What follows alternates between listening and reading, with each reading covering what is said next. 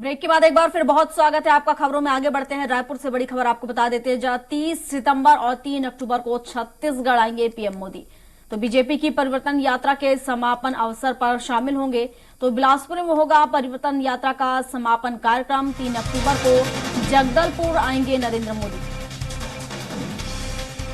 तो परिवर्तन यात्रा बीजेपी की तरफ से निकाली जा रही है चुनावी राज्यों में, और इसको लेकर अब समापन अवसर पर छत्तीसगढ़ पहुंचेंगे प्रधानमंत्री नरेंद्र मोदी।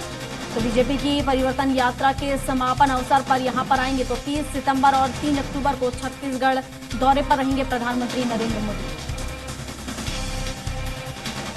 और इस पर विस्तार से जानकारी के साथ हेमंत शर्मा हमारे साथ लाइव जुड़े हुए हैं रायपुर से। हेमंत का रुख कर लेते हैं। हेमंत, अब देखा जाए तो जिस तरीके से परिवर्तन यात्रा यहां पर बीजेपी के द्वारा निकाली गई है, अब उसका समापन अवसर आ चुका है, और ऐसे में देखा जाए तो प्रधानमंत्री नरेंद्र मोदी इस समापन अवसर पर पहुंचने वाले हैं। विस्तार से जानकारी इसको लेकर। देखिए, छत्तीसगढ़ में बीजेपी ने 2 चरणों में परिवर्तन यात्रा निकाली है, और अभी भी अलग अलग विधानसभाओं में परिवर्तन यात्रा का जो रथ है वो जा रहा है। बड़े नेता शामिल हो रहे हैं बीजेपी की ओर से, और सभा को संबोधित भी वो करते नजर आ रहे हैं। पहले चरण बात दंतेवाड़ा से हुई थी। दंतेवाड़ा में केंद्रीय गृह मंत्री अमित शाह आने वाले थे, लेकिन किसी कारण से उनका दौरा रद्द हो गया था। और फिर स्थानीय जो नेतृत्व है उन्होंने परिवर्तन यात्रा की शुरुआत की थी। उसके बाद जसपुर से जो बीजेपी के राष्ट्रीय अध्यक्ष हैं जेपी नड्डा, उन्होंने दूसरे चरण की यात्रा की शुरुआत वहां से की थी। लगातार अलग अलग नेताओं को इसको लेकर जिम्मेदारी दी गई है, और दोनों यात्राओं का समापन बिलासपुर में होगा। यात्रा लगभग 29 तारीख को बिलासपुर पहुंच जाएगी, और 30 तारीख को वहां पर एक बड़ा आम सभा का आयोजन किया गया है परिवर्तन यात्रा के समापन पर। और देश के प्रधानमंत्री और बीजेपी के सम्मानित नेता नरेंद्र मोदी उसमें शामिल होंगे, आम सभा को संबोधित करेंगे, और वहां पर तैयारी दौरे को लेकर की जा रही है। पहले 28 सितंबर का तारीख निर्धारित था, लेकिन किसी कारण वश ये दौरा आगे बढ़ा, और 30 तारीख को यानी 30 सितंबर को बिलासपुर में एक बड़ी जनसभा बीजेपी की होगी। और लगातार प्रधानमंत्री अभी कुछ दिन पहले ही रायगढ़ के दौरे से होकर गए हैं, और फोकस पूरी तरीके से प्रधानमंत्री और केंद्रीय गृह मंत्री छत्तीसगढ़ में करते नजर आ रहे हैं, क्योंकि छत्तीसगढ़ एक महत्वपूर्ण स्टेट है बीजेपी की दृष्टि से। अगर देखा जाए 15 साल में कांग्रेस बीजेपी रही है छत्तीसगढ़ में, लेकिन 2018 के विधानसभा चुनाव में जिस तरीके की हार मिली थी, उस हार को अभी तक बीजेपी भुला नहीं पाई है।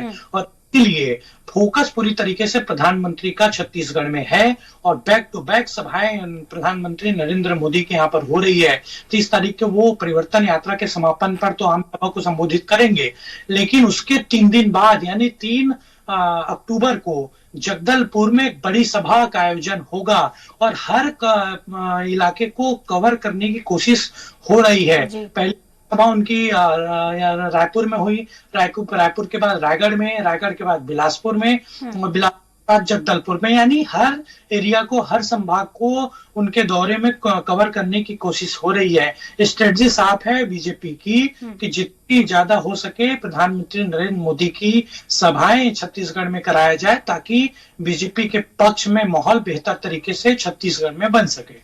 बिल्कुल हेमंत, और जिस तरीके से हम देखें यहाँ पर बीजेपी की तरफ से परिवर्तन यात्रा निकाली गई है, और बिलासपुर में इसका समापन होना है। अगर देखा जाए तो बिलासपुर सीट पहले से ही भाजपा के कब्जे में रही है, लेकिन बाकी जो सीटें हैं जहां पर कहीं ना कहीं बीजेपी को हार मिली है, तो वहां पर सत्ता वापसी के लिए क्या ये परिवर्तन यात्रा यहाँ पर असर दिखाएगी? क्या परिवर्तन देखने को मिलेगा? क्या बीजेपी को यहाँ पर सत्ता वापस मिल पाएगी?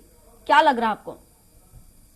देखिए, जो समीकरण है बिलासपुर संभाग का, वो अभी फिलहाल बीजेपी के पक्ष में है, और मैंने पहले ही बताया था कि वहां पर बीजेपी शुरू से मजबूत रही है। लेकिन बिलासपुर संभाग के अधिकतर 3-4 हेमंत, मैं सभी जगह की बात कर रही हूँ बिलासपुर को छोड़कर। बिलासपुर में तो सीट मजबूत है, लेकिन बाकी जिन जगहों पर हार का सामना करना पड़ा है बीजेपी को, मैं उन सीटों की बात कर रही हूँ।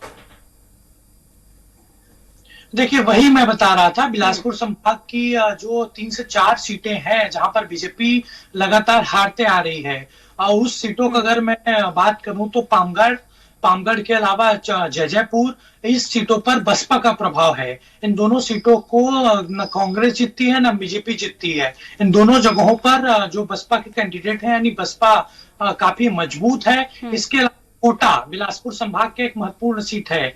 पहले अजीत जोगी जब जो पूर्व मुख्यमंत्री थे छत्तीसगढ़ के, जी। वो कांग्रेस थे, तो उनकी जो पत्नी है रेणु जोगी, वो कांग्रेस से लगातार उस सीट पर जीतती आ रही थी। हालांकि पार्टी का वहां पर बंटवारा हो गया था, जोगी कांग्रेस नई पार्टी बनी, तो रेणु जोगी ने 2018 का विधानसभा चुनाव जोगी कांग्रेस लड़ा और जीता भी। तो कोटा सीट बीजेपी के लिए काफी मुश्किल होता है। वहां पर कांग्रेस की पकड़ जरूर मजबूत है, लेकिन वहां पर जोगी परिवार का दखल काफी है। इसके अलावा मैंने दो और सीटों का जिक्र किया, जैजैपुर और पामगढ़। जैजैपुर में लगातार बसपा के प्रत्याशी जीतते आ रहे हैं, बीजेपी पूरी तरीके से वहां पर काफी कमजोर स्थिति में है।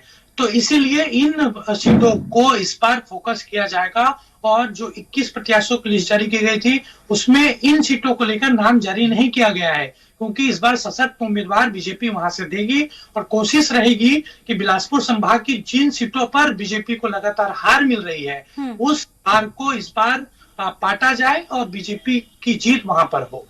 बिल्कुल हेमंत, हालांकि सभी पार्टियों की अपनी रणनीति है और देखने वाली बात होगी कि क्या बीजेपी यहां पर जीत हासिल करके अपनी सत्ता वापसी कर पाती है या फिर कांग्रेस अपनी सत्ता को बचाने में कामयाब हो पाती है। शुक्रिया आपका तमाम जानकारियों के लिए।